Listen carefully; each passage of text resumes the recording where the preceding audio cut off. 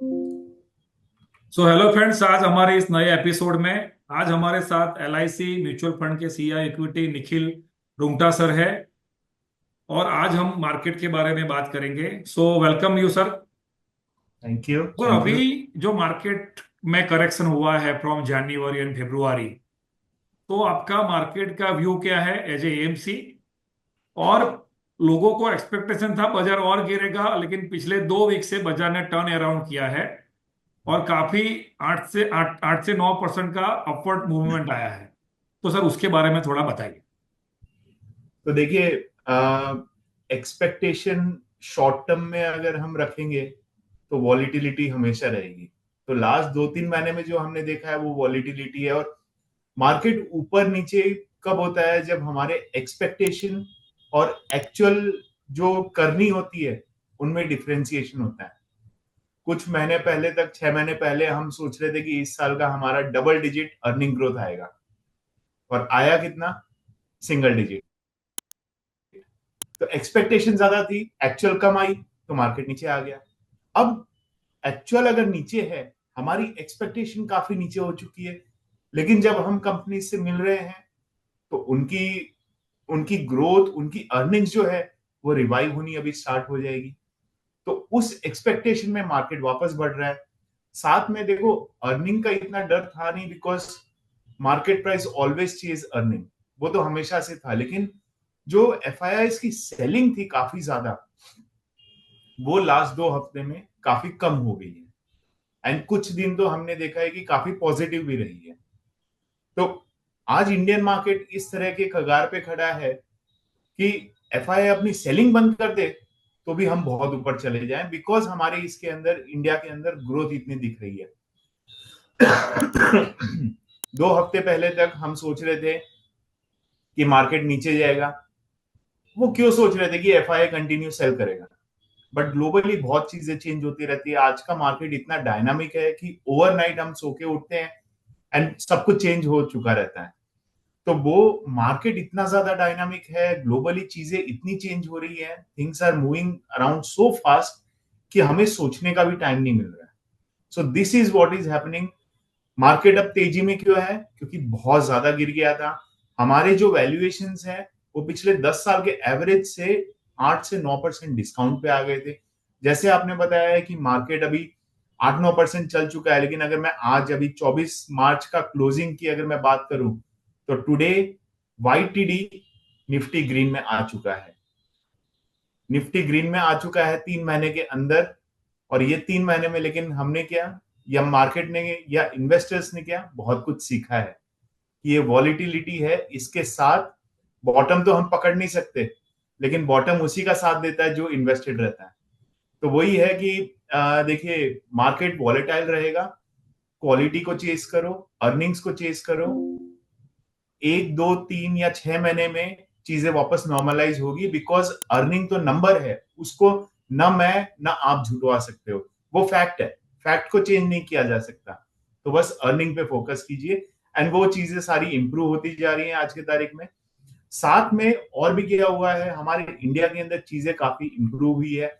आप अपना GDP growth number देखिए, अपना इन्फ्लेशन नंबर देखिए, अपना आईआईपी नंबर देखिए, सिप नंबर देखिए, पीएमआई नंबर देखिए, या कॉर्पोरेट अर्निंग्स, हम लोग सारी कंपनी से मिलते रहते हैं। Things are improving drastically. तो वो सारी चीजें अगर आप देखो, ग्लोबल लेवल पे अगर मैं बात करूं तो निफ्टी 21,960 का लो मारा है, आज 23,660 हो गया है।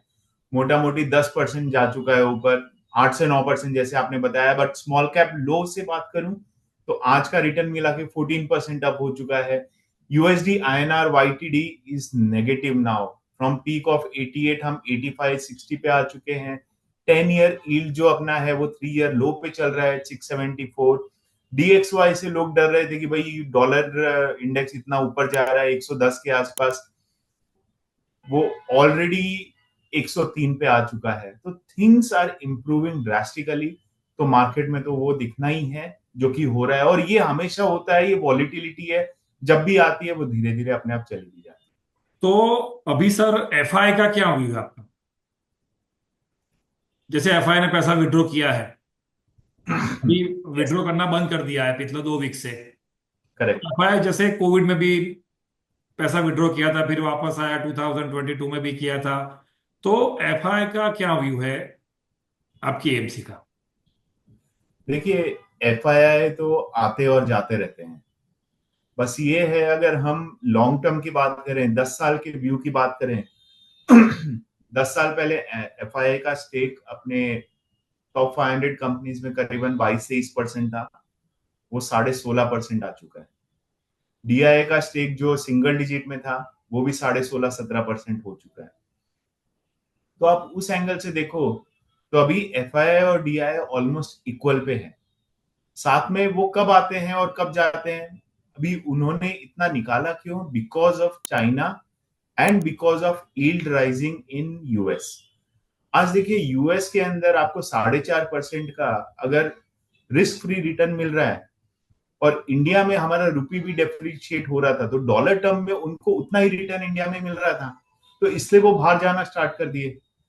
अब यूएस के अंदर चीजें थोड़ी सी स्टेबल हो रही है। जिस तरह से लास्ट 3 मंथ्स में अप्स एंड डाउन्स हुए, थिंग्स आर नाउ स्टेबलाइजिंग।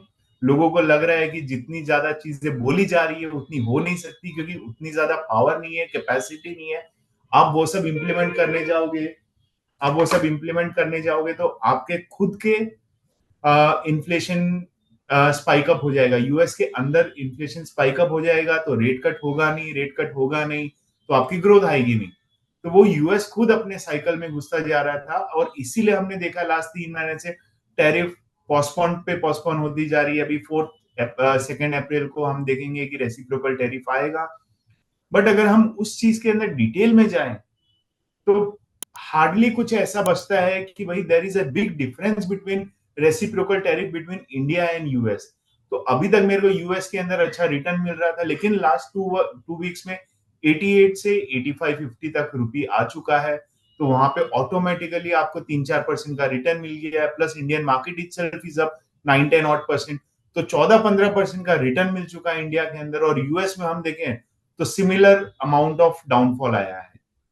तो वही वाली चीज है, देखिए यहाँ पे रिटर्न अच्छे दिखेंगे, वो अपने आप आ जाएंगे। प्लस साथ में हो रहा क्या था, US was commanding around 65% of the global market cap, और जीडीपी की मैं बात करूं तो they command only around 35-36% of the global GDP. तो उस हिसाब से that was significantly over valued in terms of percentage of GDP. तो वो पैसा तो डिस्ट्रीब्यूट होना ही है। देखिए, अदर इंपॉर्टेंट थिंग इज कि इंडिया डेडिकेटेड फंड से जो फ्लोज आउटफ्लो हो रहे थे वो बंद हो चुके हैं। एमर्जिंग इकोनॉमी या एमर्जिंग बास्केट फंड से जो आउटफ्लो हो रहे थे, वहां पे इनफ्लो स्टार्ट हो चुका है अभी। क्यों? India is growing at 7%, China is growing at 5%। ये दोनों कंट्रीज मिला के फॉर्म अराउंड 45% ऑफ एमएससीआई का एमर्जिंग मार्केट बास्केट। तो आपकी जब ये दो economy forms 45%, which is the fastest growing economy of the world, आप इस बास्केट को इग्नोर नहीं कर सकते। आपको इधर पैसा डालना ही पड़ेगा, क्योंकि आपकी खुद की इकोनॉमी तो खाली 2-2.5% से ग्रो हो रही है। तो देखिए, देर सवेरी सही विड्रॉवल होता है, क्योंकि वहां पे 4.5% का रिस्क फ्री डॉलर रिटर्न दिख रहा था, यहाँ पे कम हो रहा था।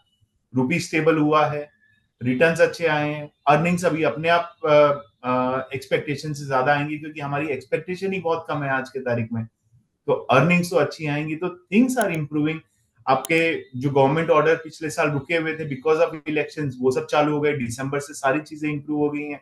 हमारे जीएसटी नंबर देखिए काफी अच्छे आ रहे हैं। तो across the board, beat macro numbers और micro numbers for India is improving now, जो कि बीच में पहले first 9 months of this year खराब थे, इसलिए वो बाहर चले गए। अब वो नंबर्स ठीक आने लग गए, तो वो अपने आप वापस आ जाएंगे।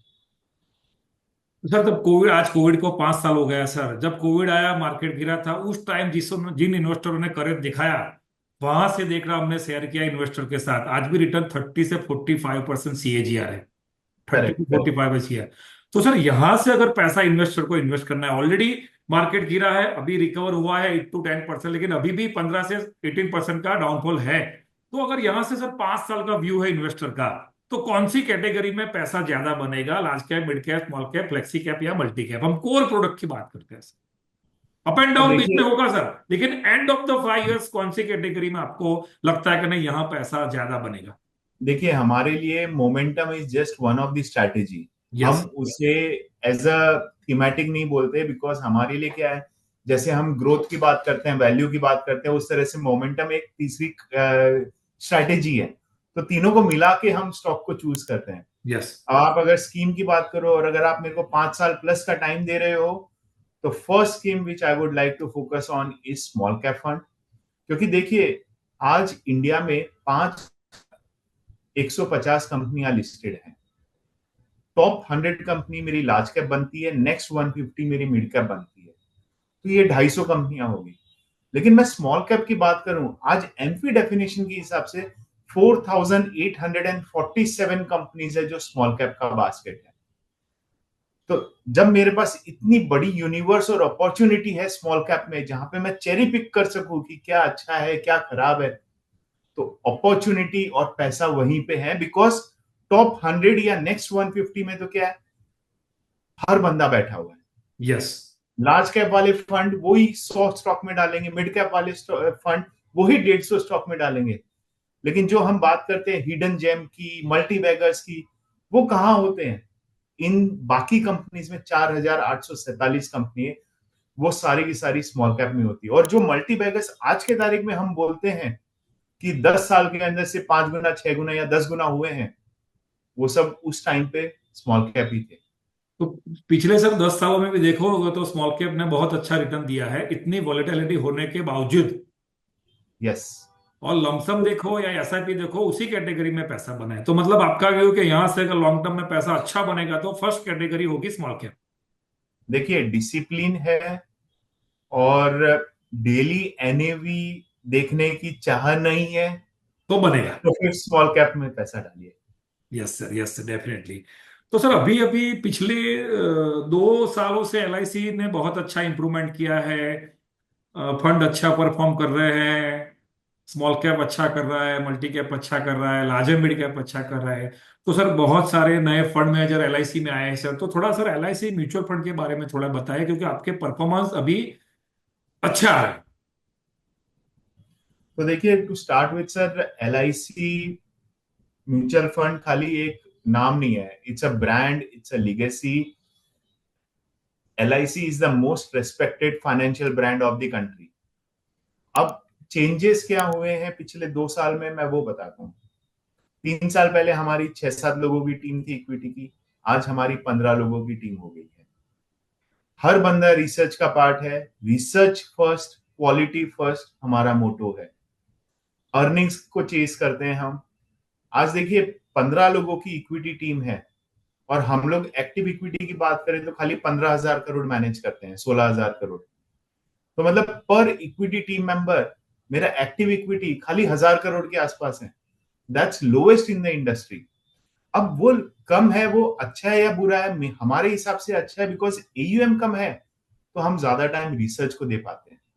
आज इंडस्ट्री में ऐसे फर्म्स भी है, ऐसे म्यूचुअल फंड्स भी है, जहां पे 15 लोगों की टीम 3-3, 4-4 लाख करोड़ इक्विटी भी संभाल रही है। हम लोग सिर्फ 15,000 करोड़ संभालते हैं, इसलिए रिसर्च पे बहुत फोकस करते हैं। Second, everyone from top to bottom, from CIO to associate is part of research. मैं being a CIO, co CIO, मैं भी रिसर्च का बराबर। पार्ट हूं, मैं भी रिसर्च करता हूं। और हम लोग के वो क्या है, डिपार्टमेंट के कल्चर में बिल्ट इन हो जाता है, हर बंदा अपने आप रिसर्च करता है। Third part, the average experience, ये जो 15 लोगों की टीम है, is around 14 to 15 years. That's one of the highest. तो ये वाली चीजों की वजह से क्या है, काफी ज्यादा रिसर्च पे हमारा फोकस हो गया है। एक एक स्कीम ले लेके उसको टर्न अराउंड किया है। हर एक बंदे को फुल इंडिपेंडेंस दे दी है कि आपका स्कीम को Q1 या Q2 में लेके आओ, और उस हिसाब से आपका बोनस ले जाओ। सब कुछ राइटिंग में कर दिया है हमने। इट इज अनलाइक कि जब एलआईसी का नाम सुनते हैं, जनता सोचती है कि भाई ये पीएसयू है। ये पीएसयू नहीं है, it's a subsidiary of a listed PSU entity. तो हम लोग प्राइवेट एंटिटी हो गए हैं। हमारा शेयर होल्डिंग पैटर्न भी आप देखेंगे, तो वहां पे 6-7 इन्वेस्टर्स हैं अलग अलग। वी अभी लोग सब बोलते हैं कि भाई हाउ मच इन्वॉल्वमेंट होता है एलआईसी का हमारे साथ। हमारी फुल इंडिपेंडेंट इन्वेस्टमेंट टीम है। There is no involvement of LIC parent into LIC mutual fund investment domain. We meet them once a quarter in our board meeting because they are on our board, they are our parent, so we meet at that time. Else it's entirely independent. In fact, there are stocks which they have, we don't have, and we have, they don't have. So a lot of things are there in the market domain also कि भाई काफी ज्यादा independence है।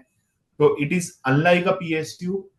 बहुत changes हुए हैं। आप देखिए मेरी ये जो टीम बनी है, अभी 15 लोगों की टीम बनी है, आज कहाँ से आए हैं? I join from Nippon. मैं निपॉन में स्मॉल कैप स्पेशलिस्ट था, फ्लेक्सी कैप फंड मैनेज करता था। मेरी जो टीम है, one of the team member एक आईप्रो एमएफ से आया है, एक टाटा एआईए से आया है, एक जेएम से आया है, एक नुआमा से आए हैं। तो इस तरह के प्राइवेट ऑर्गेनाइजेशन से लोग आए हैं, और प्राइवेट ऑर्गेनाइजेशन से जब लोग आ रहे हैं वो भी कुछ देख के आ रहे हैं, कुछ चेंजेस हो रहे हैं यहाँ पे, और यहाँ पे ग्रोथ है। तो काफी कुछ हमने उस तरह से प्राइवेट अलाइनमेंट कर दिया है कि लोग आए तो उन्हें लगे कि they are not joining a PSU और अ गवर्नमेंट ऑर्गेनाइजेशन। जैसे कि आपने पूछा कि वन ऑफ योर कस्टमर जब उन्हें एलआईसी म्यूचुअल फंड, तो उन्हें लगा कि भाई ये तो पीएसयू है। तो this is a private organisation, 100% independent and focus completely on the investors benefit. तो सर अभी आप एलआईसी म्यूचुअल फंड में कौन सी स्कीम मैनेज कर रहे हो सर? तो देखिए सर, कोर स्कीम्स की बात करूं तो I manage large cap, I manage flexi cap, I manage small cap value, and अभी मल्टी एसेट एलोकेशन फंड था वो भी मैं मैनेज करता हूं। प्लस दो हाइब्रिड स्कीम्स भी है, चिल्ड्रंस गिफ्ट फंड भी मैं मैनेज करता हूं, and conservative hybrid as well. So focus is on small, ये जो कोर प्रोडक्ट्स आपको बताएं उन पे काफी फोकस है। सर अभी अगर पैसा इन्वेस्टर को इन्वेस्टमेंट करना है तो क्या लमसम इन्वेस्टमेंट कर देना चाहिए या स्टैगर वे में करना चाहिए, जबकि इन्वेस्टर का व्यू है more than 5 years, 3 to 5 years? देखिए 5 ईयर प्लस है तो फिर उसे टाइमिंग ऑफ द मार्केट की जरूरत ही नहीं है। फिर वो लमसम करे, और अगर वो बहुत ज्यादा डरा हुआ है तो वो सिप करे। बराबर बराबर, मतलब लमसम इन्वेस्टमेंट करने में अभी कोई दिक्कत नहीं है।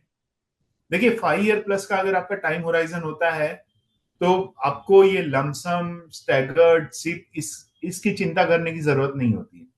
बट यस, सी, लमसम में वो होता है कि जो थोड़ा सा रिस्क सेवी इन्वेस्टर होता है वो पूरा का पूरा लमसम अभी कर सकता है, और जो डरा हुआ इन्वेस्टर होता है, जिसको डर लगता है कि भाई मार्केट 2 हफ्ते पहले जैसे कि नीचे जाने वाला था, 2 हफ्ते में 10% चल गया है, अब क्या करूं, तो हो सकता है उसे थोड़ा बहुत स्टैगर्ड या सिप हाँ से तो करना चाहिए।